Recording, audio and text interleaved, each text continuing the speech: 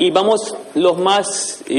los demás vamos a estudiar en el libro de Isaías, el capítulo 9. Recuerden que estábamos estudiando el tema sobre la Navidad en el libro de Isaías. Y les voy a pedir que nos pongamos en pie, abramos nuestras Biblias en el libro de Isaías, capítulo 9, desde el 1 hasta el 7. Isaías, capítulo 9, desde el 1 hasta el 7. Dice así la palabra del Señor. Mas no habrá siempre oscuridad para la que está ahora en angustia, tal como la aflicción que le vino en el tiempo que livianamente tocaron la primera vez a la tierra de Zabulón y a la tierra de Neftalí, pues al fin llenará de gloria el camino del mar, de aquel lado del Jordán, en Galilea de los gentiles. El pueblo que andaba en tinieblas vio gran luz. Los que moraban en tierra de sombra de muerte, luz resplandeció sobre ellos. Multiplicaste la gente y aumentaste la alegría. Se alegrarán delante de ti como se alegran en la siega, como se gozan cuando reparten despojos. Porque tú quebraste su pesado yugo, y la vara de su hombro y el cetro de su opresor como en el día de Madián. Porque todo calzado que lleva el guerrero en el tumulto de la batalla y todo manto revolcado en sangre serán quemados, pasto del fuego. Porque un niño nos es nacido, hijo nos es dado, y el principado sobre su hombro, y se llamará su nombre admirable, consejero, Dios fuerte, Padre eterno, príncipe de paz. Lo dilatado de su imperio y la paz no tendrá límite. Sobre el trono de David y sobre su reino, disponiéndolo y confirmándolo en juicio y en justicia desde ahora y para siempre. El celo de Jehová de los ejércitos hará esto. Padre Santo, nosotros te agradecemos que nos has dado la oportunidad de cantar himnos relacionados, Padre Santo, al glorioso nacimiento de tu Hijo que tú enviaste, que se encarnó, Padre mío, para salvarnos. Gracias, Padre mío, que a través de estas alabanzas nos recuerdan, Padre mío, ese gran sacrificio. Padre, gracias por traernos a diferentes lugares para escuchar el mensaje, Padre mío, que tú tienes, que tú traes para nosotros, el mensaje de salvación. Gracias, Padre mío, por las clases de niños. Rogamos que bendigas, Padre mío, ese tiempo. Y Padre, te pido que quedes con nosotros, Padre mío, que quites todo impedimento, Padre mío, toda distracción, Padre mío, que quite el mensaje que tú quieras darnos. Padre, te ruego, oh Padre Santo, que nos ayudes en esta noche, que nos hables de una manera especial. Padre mío, que podamos en esta hora escuchar tu mensaje y ponerlo en práctica. Que las palabras que salgan de mi boca, como la meditación en cada corazón, sean para tu gloria. En el nombre de Jesús. Amén.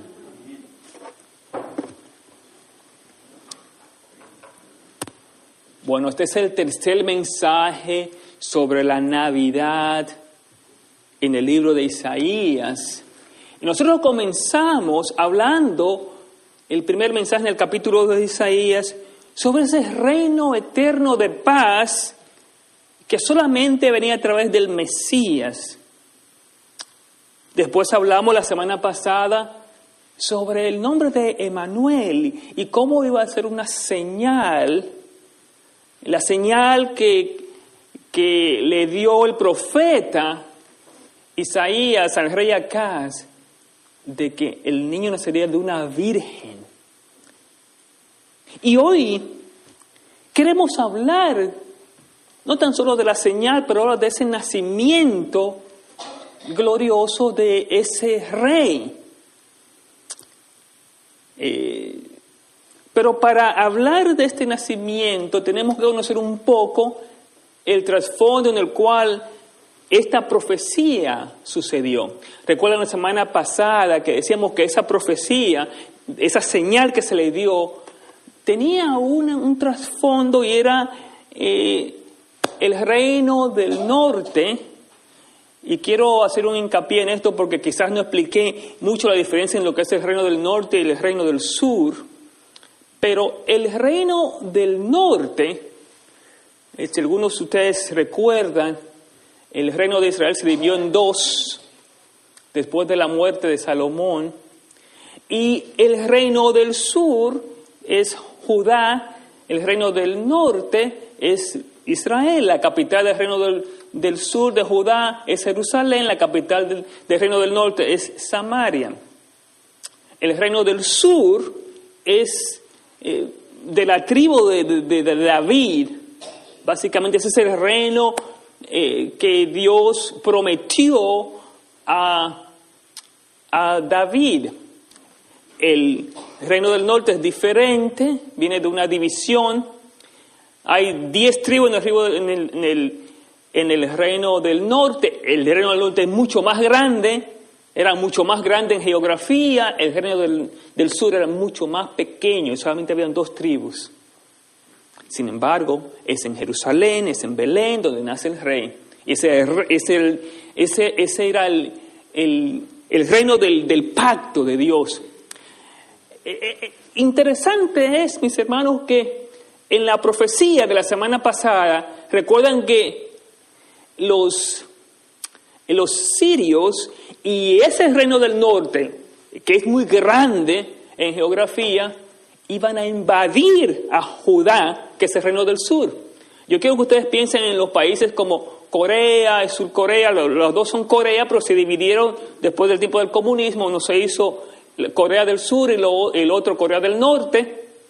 Y aquí vemos la misma cosa. Entonces, ese reino grande del norte, Israel, iba a conquistar, iba a destruir, quería destruir a el reino del sur, esas 2 tribus. Pero Dios no lo permitió. Dios le dio como profecía, eso no va a pasar, no va a pasar. Y se cumplió esa profecía.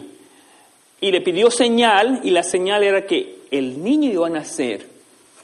Pasaron los años, y esa profecía, después de 700 años, mis hermanos, se cumplió. El reino del norte cayó en manos de los asirios, y fue destruido también los sirios que querían invadir a Judá. Ahora, es aquí donde nosotros encontramos la primera parte de este pasaje bíblico. Si se dan cuenta, y quiero que ustedes en cierta forma mediten en esto, en el capítulo 8, y voy a leer el versículo 22, porque el capítulo 9 comienza en cierta forma como resultado del capítulo 8. Escuchen lo que dice el capítulo 8, versículo 22. Y mirarán a la tierra, y aquí tribulación y tinieblas, oscuridad, angustia, y serán sumidos en las tinieblas. Recuerdan que el libro de Isaías tiene 2 partes, juicio y esperanza. Entonces ahí es como un juicio. Se encontraba el pueblo sumido en tinieblas, en oscuridad, en angustia. En tinieblas, en oscuridad, en angustia. O sea que en esa condición llega esta profecía. En esta condición llega profecía. Y dice, mas no habrá para siempre oscuridad para la que está ahora en angustia, tal como la aflicción que le vino en el tiempo que livianamente tocaron la primera vez a la tierra de Zabulón y a la tierra de Neftalí. Es bien interesante, aquí vemos Zabulón y Neftalí. Y Zabulón y Neftalí eran 2 provincias del reino del norte. del reino de Israel. Y esas provincias fueron tocadas por la invasión de los asirios. O sea, que cayó en tinieblas la idolatría, la perversidad. Dios trajo juicio, así que están en tinieblas. Y en ese contexto de tinieblas, de angustia, viene esta maravillosa profecía. Esta maravillosa profecía en ese tiempo de oscuridad, en ese tiempo de desesperación, llega una profecía de esperanza. En ese tiempo llega la esperanza a esta región. Y fíjense, la región de Zabulón, la región de Neftalí, todo comienza en la parte norte. Y esta profecía es que esto va a cambiar totalmente porque va a venir la luz. Y también nos habla de Galilea. Es bien interesante, mis hermanos. Zabulón, Neftalí, Galilea, estas tres regiones son parte del norte, donde comenzó la invasión. Exactamente allí comenzaron estos pueblos a entrar en tinieblas y en angustia. Pero viene Dios y le da una palabra de esperanza, que va a haber luz. A esas regiones va a traer luz. Y es bien interesante. ¿Sabe dónde Jesucristo comenzó su ministerio? En Nazaret. En esa misma región de Zabulón, de Neftalí, de Galilea. Jesús era de Nazaret de Galilea. Allí comenzó Él a traer la luz. Eso es solamente una reseña de lo que Dios hace. Nuestro Dios es un Dios que trabaja lo imposible. No hay nada imposible para Dios. Y nos dice, las regiones verán la luz, eso es lo primero. La luz llegará a esas regiones. Pero hay algo más. No tan solo la luz llegará, pero también va a llegar una liberación. El versículo 2 es bien clave porque nos dice, el pueblo que andaba en tinieblas vio gran luz. Los que moraban en tierra de sombra de muerte, luz resplandeció sobre ellos. Luz.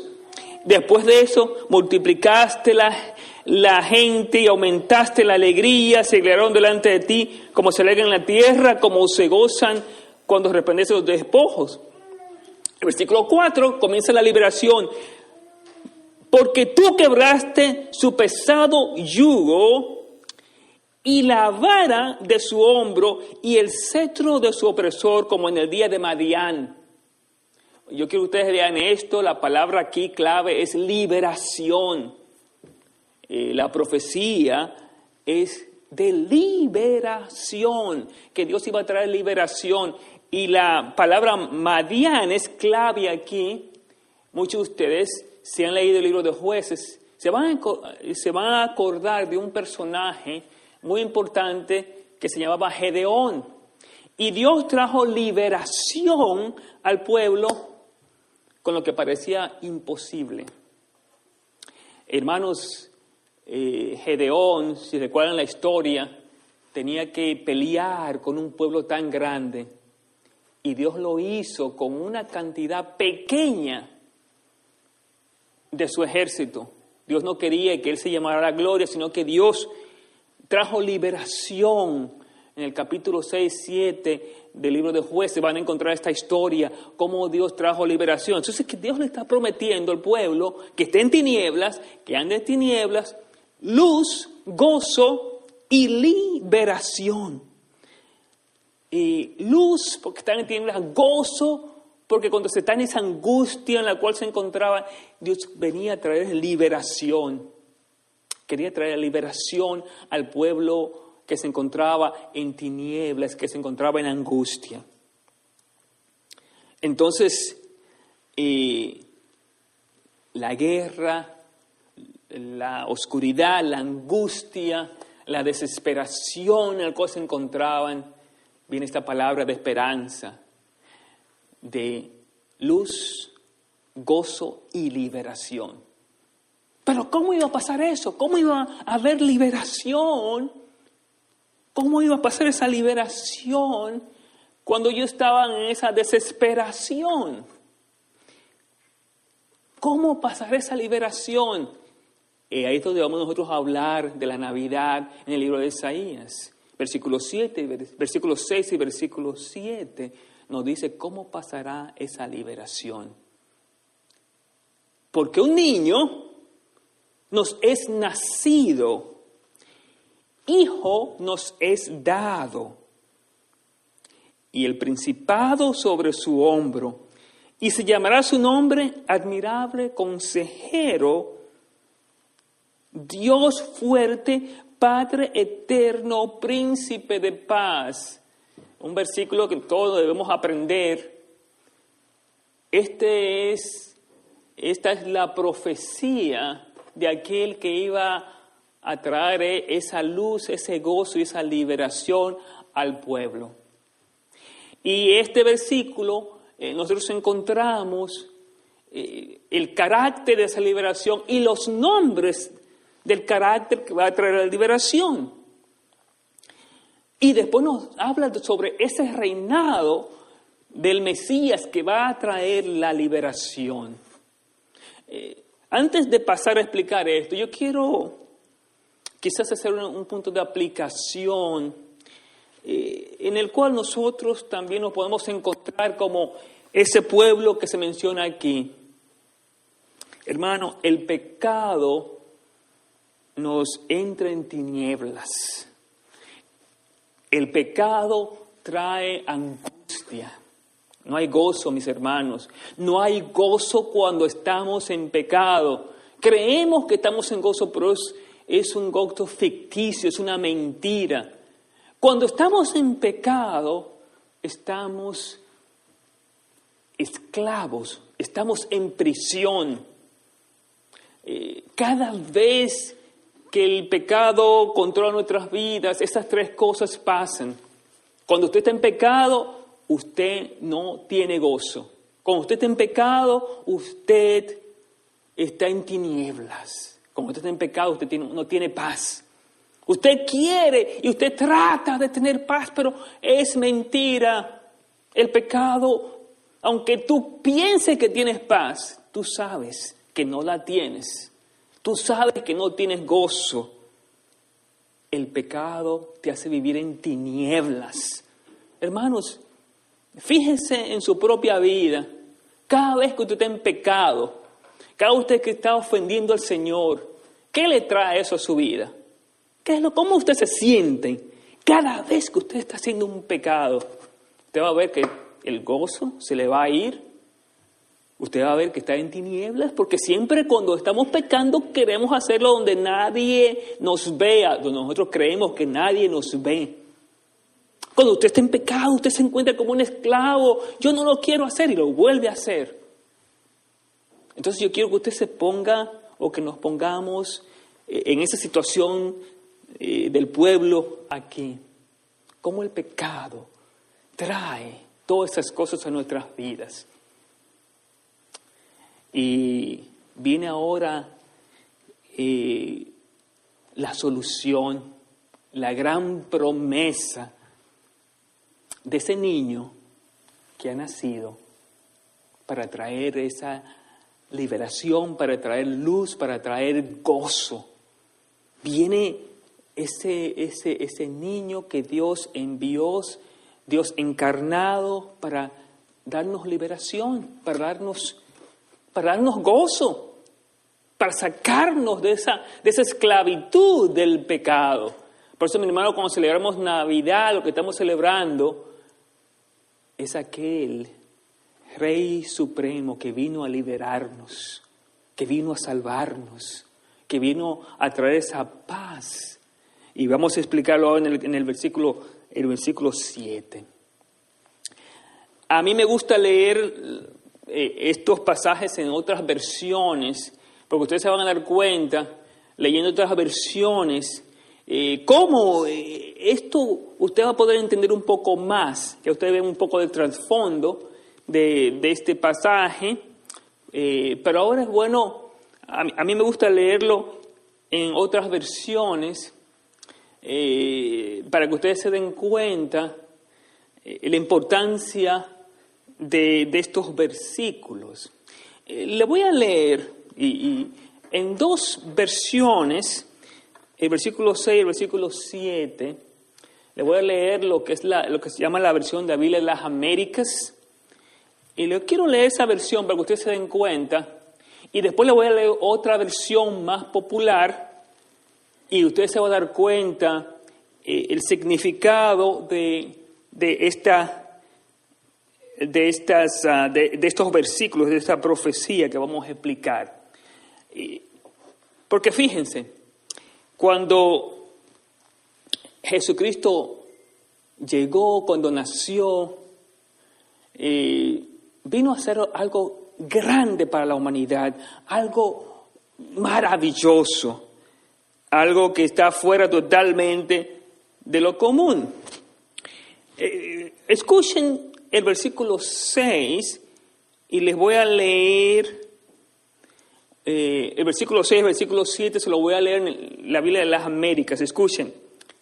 Porque un niño nos ha nacido, un hijo nos ha sido dado, y la soberanía reposará sobre sus hombros.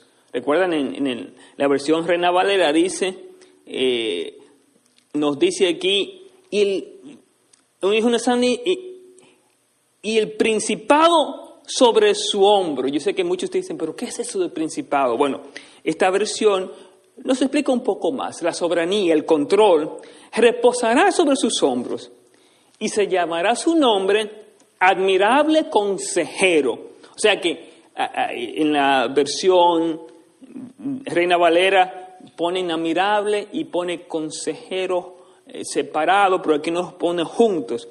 Después nos dice Dios poderoso, Padre eterno, príncipe de paz.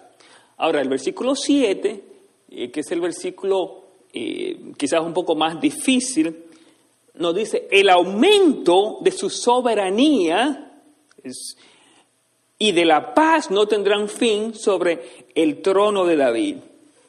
A ver, ustedes pueden ver que hay cierta, se explica un poco más que el versículo 7, porque si usted lee el versículo 7, dice, lo dilatado de su imperio y la paz no tendrán límite. Pero a mí me gusta esta versión porque dice, el aumento de su soberanía, o sea, de su imperio, de su control, y la paz no tendrá fin.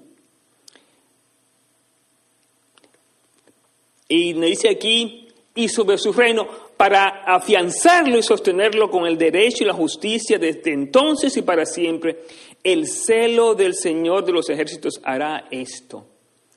Bueno, un poco diferente, pero es diciéndonos, primeramente, sobre el niño que nacerá, la inocencia del niño, viene como hijo. Recuerdan, como la Biblia nos dice, que Dios el Padre dio a su único hijo para que todo aquel que en él crea no se pierda, mas tenga vida eterna. O sea, un niño y un hijo. Un niño y un hijo, dos cosas bien importantes. Nos dice que Dios nos amó tanto que ha dado su único hijo para que todo aquel que en él crea no se pierda, mas tenga vida eterna. O sea, que ese hijo nos fue dado como regalo. Entonces, lo que usted puede ver en las dos primeras partes, un niño y un hijo, un regalo de Dios para nuestra salvación, que nosotros no merecemos. Esto es bien importante. Pero ese niño y ese hijo nos dice que sobre él, sobre sus hombros, reposará la soberanía. Hay otra versión que le quiero leer que me encanta mucho. Escuchen, que tiene un significado diferente. Nos dice aquí, sobre sus hombros descansa la autoridad. Y se ha puesto esto en sus hombros, se ha puesto la autoridad. En otras palabras, todo el control, toda la autoridad del mundo está en los hombros de ese hijo, de ese niño. Ahora, la segunda parte describe los nombres de ese niño, de lo que ese niño va a hacer. A mí me encanta esta versión porque nos dice que es hacedor de grandes planes. Nuestro Dios es hacedor de grandes planes. La versión de la Reina Valera nos dice que Él es admirable consejero. Y la versión de las Américas también es esas dos palabras, pero aquí nos dice Él es hacedor de grandes planes. El Dios que hace grandes maravillas, el Dios que debe ser admirado, el Dios que debe ser exaltado, es el Dios que hace grandes planes para su pueblo, para nosotros. Dios tiene grandes planes. Ese es el niño que ha nacido, el regalo de Dios por su amor, para tener grandes planes para nosotros. Ese mismo es el Dios invencible, o sea, el Dios fuerte, el Padre, el eterno. O sea, vemos la palabra Padre ahora, que ese mismo Hijo es el Padre, y si ustedes pueden ver, ahí vemos cierta parte de la eternidad. El Hijo ahora es el Padre eterno, pero también es el príncipe de paz, o el príncipe que trae la paz. O sea, todo esto nos describe a Jesucristo, ese nacimiento de Jesucristo. Viene como un admirable consejero para hacer los grandes planes para su pueblo, pero es el Padre eterno, es el príncipe que viene a traer paz. Todo eso es nuestro Dios. Pero nos dice algo más, eso es lo que va a hacer con su pueblo, pero nos dice que su autoridad es eterna. Y ese es el versículo 7. ¿Qué viene a hacer Dios? Su autoridad es eterna, no tendrá fin. Su reino no tendrá fin. Hermanos, el reino del norte fue destruido, el reino del sur también cayó, pero aquí nos dice que ese reino no tendrá fin. Y cuando celebramos Navidad estamos hablando de ese reino que no tendrá fin, no tendrá fin. Cantamos, tú dejaste tu trono y corona por mí. Y cuando cantamos así, estamos hablando de un reino. Él dejó su corona, su trono, pero vino a establecer ese reino aquí, un reino que no tendrá fin. Recuerda, mis hermanos, que Dios le prometió a David que su reino no tendrá fin. Y se estaba refiriendo a este reino eterno. Y por eso es que ustedes ven que Jesucristo, del linaje de David, nace en el reino de Judá, en Belén, cumpliéndose la profecía. Cumpliéndose la profecía que ya vemos aquí, mis hermanos, en el libro de Isaías. Así cuando leemos el libro de Lucas, estamos nosotros viendo el cumplimiento de esta profecía del capítulo 9 de Isaías. Eso para mí, mis hermanos, es maravilloso, cómo la Biblia se explica, cómo la Biblia habla. La gente a veces, pero yo no creo en la Biblia. Pero mi hermano, cuando usted lee la Biblia, usted se da cuenta que todo está, como decía el Chapulín Colorado, fríamente calculado. Todo está increíble, mi hermano, cómo todo está concatenado. La Biblia es la palabra de Dios y habla de una manera grande. Así cuando usted lee Lucas, muchas personas solamente leen Lucas, pero se olvidan de Isaías, que esa profecía que leemos en Lucas ya la había profetizado el profeta Isaías 700 años antes de esa profecía. Y me encanta esto, mis hermanos, ¿saben por qué? Esta es la última parte de este versículo 7, mis hermanos. Y nos dice de la siguiente manera, escuchen, el celo de Jehová de los ejércitos hará esto. Yo creo que ustedes vean este último versículo, porque todo lo que hemos hablado parece imposible. ¿Recuerdan? Él va a traer paz, va a traer luz, Él va a traer gozo, Él va a traer liberación. Y cuando uno se encuentra, uno va a decir, pero ¿cómo es posible? ¿Cómo va a pasar todo esto? ¿Cómo es que todo va a pasar? Aquí me dice, el celo de Jehová de los ejércitos hará esto. Yo voy a darle otra traducción a esta última parte. Y le voy a decir de la siguiente manera. Todo esto será posible debido al intenso amor del Señor Todopoderoso. Todo esto será posible debido a su gran amor. A veces cuando aquí oímos la palabra celo, uno dice, bueno, pero que Él es celoso porque no quiere que mi esposa no quiere que hable con otras mujeres, o mi esposo no quiere que hable, o ¿cómo es? Mi esposa no quiere que hable con otras mujeres, o mi esposo no quiere que hable con otros hombres. Uno dice, es celoso. Pero aquí el celo se habla de el amor intenso de Dios. El amor intenso de Dios va a hacer todas estas cosas. En otras palabras, el amor de Dios hace de lo imposible posible. Y yo quiero terminar con algo que yo les enseñé a los jóvenes el miércoles pasado. Porque este pasaje me lleva al capítulo 1 del libro de Lucas, que fue lo que estudiamos.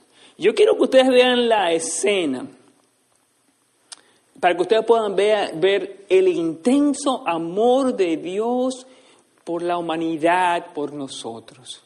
En el capítulo 1 de Lucas, desde el 5 hasta el 38, usted va a ver dos nacimientos importantes, o dos profecías sobre el nacimiento. El primero es de Juan y el segundo es de Jesús. En el primer nacimiento, la primera profecía se recuerdan esa historia.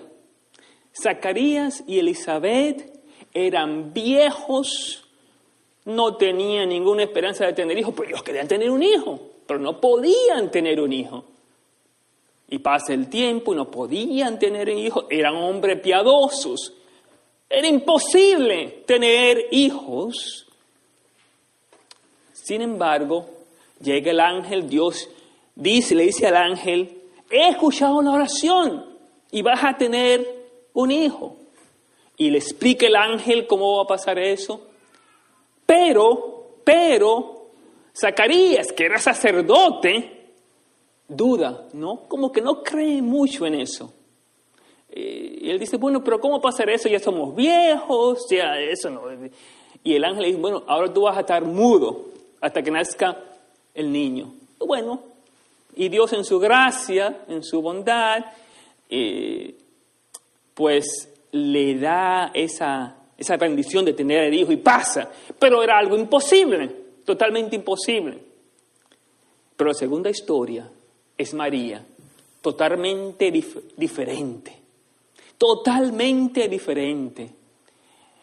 Saben que cuando le llega el ángel a María, el mismo ángel, Gabriel, el mismo ángel, le llega a María, y recuerdan que María era virgen, estaba comprometida con José, y ustedes saben la historia, ustedes conocen la historia, pero cuando le llega, le dice lo mismo que le dice a Zacarías, no temas.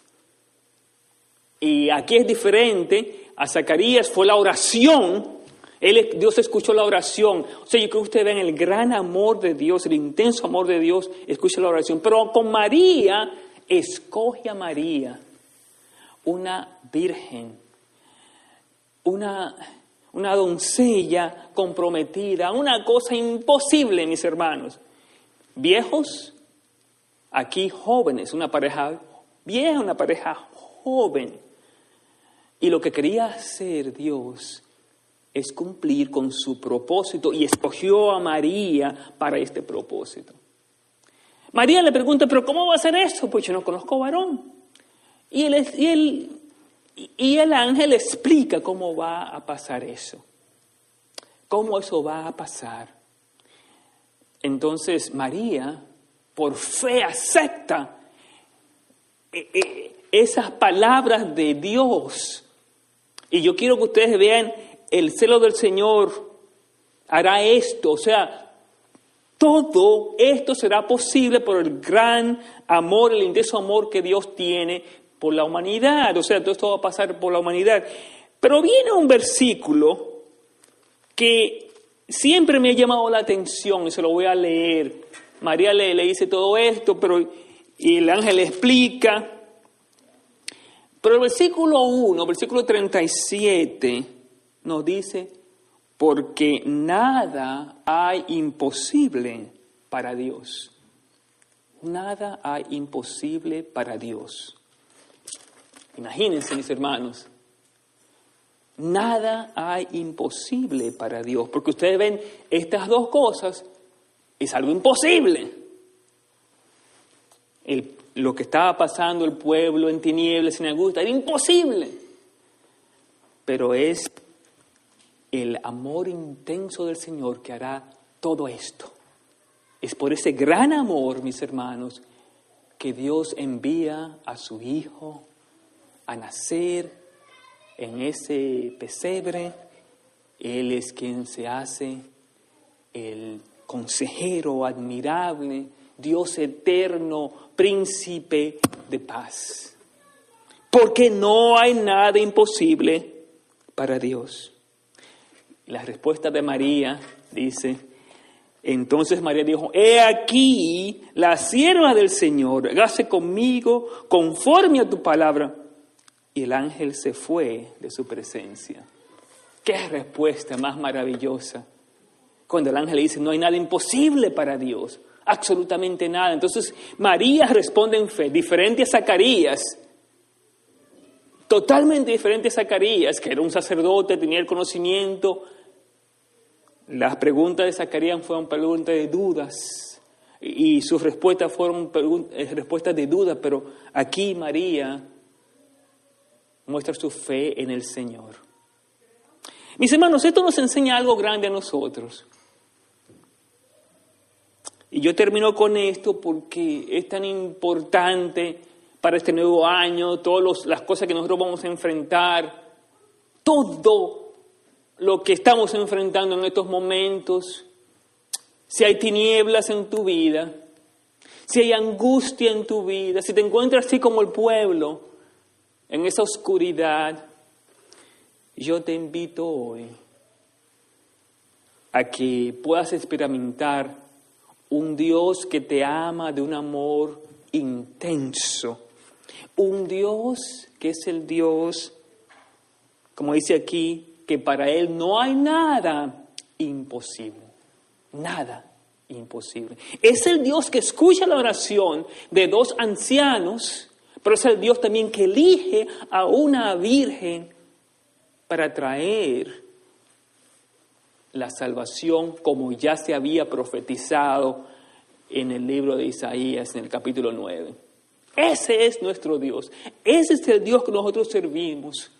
Un Dios que nos ama con un amor intenso y que nos dice, no hay nada imposible. Así que si usted ve a una persona en oscuridad, en tinieblas, usted puede decir lo mismo, no hay nada imposible para Dios. Es el mismo Dios de ayer, de hoy y por los siglos. En la angustia, en la desesperación, en la frustración, cuando usted se encuentra en esas situaciones, venga a Él, porque Él, mis hermanos, nos promete ese reinado de paz, porque Él es el niño que ha nacido, Él es el Hijo que Dios nos ha dado, Él es el Dios que hace grandes planes para nosotros, es el Dios poderoso, el príncipe de paz. Y nos dice aquí que su reinado en nuestras vidas es para siempre. Que una vez que nosotros le aceptamos a Él como nuestro Salvador, su reinado está para siempre con nosotros, para traernos luz, gozo, para traernos paz, para traernos liberación. Y por eso es que cantamos al mundo paz. Porque el reinado de Dios es ese reinado de paz, mis hermanos. Cuando estamos en Jesús, estamos en la luz. Cuando celebramos Navidad, como yo les digo, eso debe ser todos los días porque Jesucristo murió en todo tiempo, Él nació, pero todo tiempo tenemos que celebrar ese nacimiento glorioso de Jesucristo. Y en esta noche, mis hermanos, mis hermanas, yo les invito una vez más a recordar este mensaje de Isaías. Una vez más yo quiero terminar leyendo esos 2 últimos versículos del libro de Isaías y usted se lo puede aplicar en su propia vida. Cuando estás en tinieblas, cuando estás en angustia, cuando estás esclavo del pecado, escuchen lo que nos dice. Porque un niño nos es nacido, hijo nos es dado, y el principado sobre su hombro. Y se llamará su nombre admirable, consejero, Dios fuerte, Padre eterno, príncipe de paz. Lo dilatado de su imperio y la paz no tendrán límite sobre el trono de David y sobre su reino, disponiéndolo y confirmándolo en juicio, en justicia, desde ahora y para siempre. Recuerden la última parte, el celo del Señor Jehová de los ejércitos hará esto. Todo será posible por el amor intenso de Dios para con nosotros. Oremos. Padre eterno, te damos gracias por ser nuestro príncipe de paz. Admirable consejero. Oh Señor, Dios fuerte. Gracias, Padre mío, por resplandecer tu luz en medio de las tinieblas. Y Padre, yo quiero dar por aquellos que escuchan, que están en tinieblas, que es esperanza, Padre mío, que nosotros en estos momentos estamos disfrutando la esperanza de vida eterna que tú nos das a través de tu Hijo. Que muchas personas también puedan ver, que muchas personas también puedan entrar a esa luz, Padre mío, por tu gran amor, por lo cual tú enviaste a tu Hijo a nacer, a morir por nuestros pecados. Todo esto te lo rogamos en el dulce nombre de Jesús. Amén.